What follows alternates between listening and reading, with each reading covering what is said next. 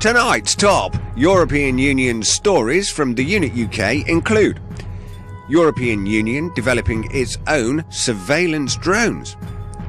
European Commission, Alex Salmond tuition fees plan breaks EU law.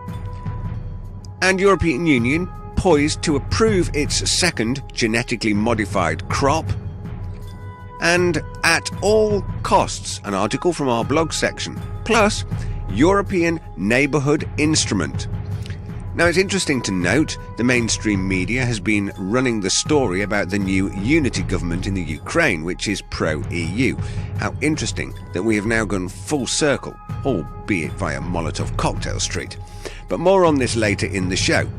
It's Tuesday, 24th of February. Glad to have you with us. I'm Rick Timpnis, and this is ThEUnit Nightly News.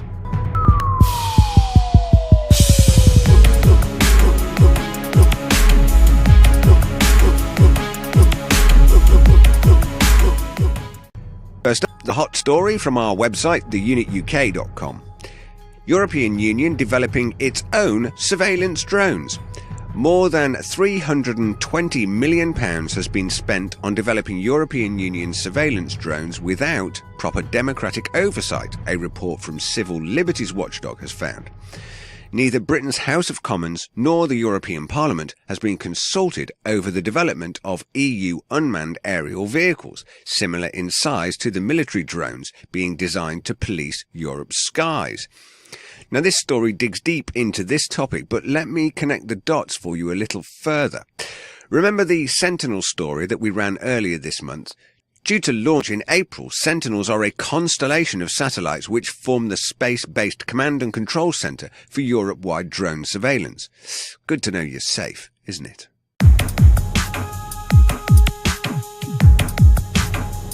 European Commission, Alex Salmond's tuition fees plan breaks EU law. Apparently, Alex Salmond's plans to continue to charge English students tuition fees after independence was dealt a major blow on Tuesday after the European Commission said such an arrangement would constitute a covert form of discrimination. This Scottish independence tale gets more complicated by the minute. Now, the full article covering this latest bump in the yellow brick road to independence/assimilation, you switch those as you feel appropriate, is on our website.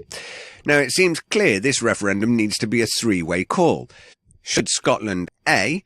leave the UK to become an independent sovereign nation, B. leave the UK and join the EU as a federal member state, or C. put another 2 slices of square sausage in the pan and crack open a can of iron brew.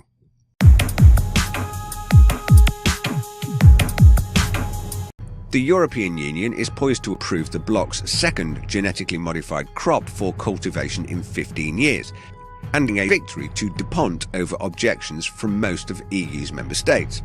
At a meeting of ministers on Tuesday, 19 of the bloc's 28 nations opposed approving the crop, a corn with the name 1507 that was developed by DuPont. But under the EU's Byzantine biotech rules, that isn't a big enough majority to prevent the European Commission, the EU's executive arm, from approving the corn. Well, what a can of worms this article has turned out to be. Okay. Perhaps a can of corn is more on point. However, once again, the corporate lobbyists in cahoots with the EU Commission, that's the thieving unelected kleptocrat, sorry, I mean the EU's executive arm, blah, blah, blah. There's only one way to deal with these balmy globalists, and that, my friends, is via the ballot box.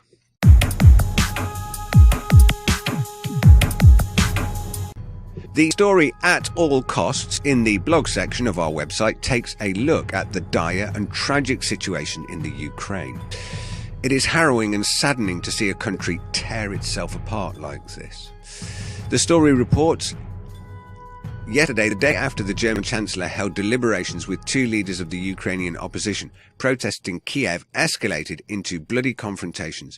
Demonstrators unconditionally sponsored by Germany and other Western countries for months began over the past few days to arm themselves with firearms and ammunition. 2 police officers were shot to death during yesterday's uprising, and this escalation into a bloody confrontation followed on the heels of government compliance with a fundamental demand of the demonstrators. Of course, the Ukraine is mainstream news, but this article adds a new perspective and is well worth your time to review.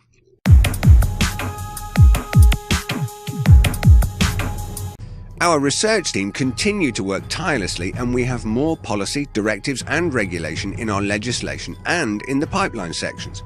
This article, the European Neighbourhood Instrument, is a regulation such as this will establish the European Neighbourhood Instrument as one of the instruments providing direct support for the European Union's external policies. It will replace the previous regulation, EC 1638/2006, on the EU's European Neighbourhood and Partnership Instrument. Now, Annex 1 lists the beneficiary countries of the European Neighbourhood Instrument as Algeria, Armenia, Azerbaijan, Belarus, Egypt, Georgia, Israel, Jordan, Lebanon, Libya, the Republic of Moldova, Morocco, Occupied Palestinian Territory, Syria, Tunisia and the Ukraine. So, in a nutshell, this is the EU exercising its foreign policy mechanism, and it is an impressive range of worldly powers, considering that the EU is apparently only a trading bloc. Now, remember to visit our website, ThEUnitUK.com, for all the very latest news. You can find our page on Facebook by searching for ThEUnit UK, all one word. Join our community on Google+, where you can interact with us, voice your opinions and post comments about our stories, and even get involved in the shows. And for all the very latest tweets as they happen, then follow us on Twitter, @ThEUnit. I'm Rick Timmis, reporting for ThEUnit Nightly News. I'll see you soon.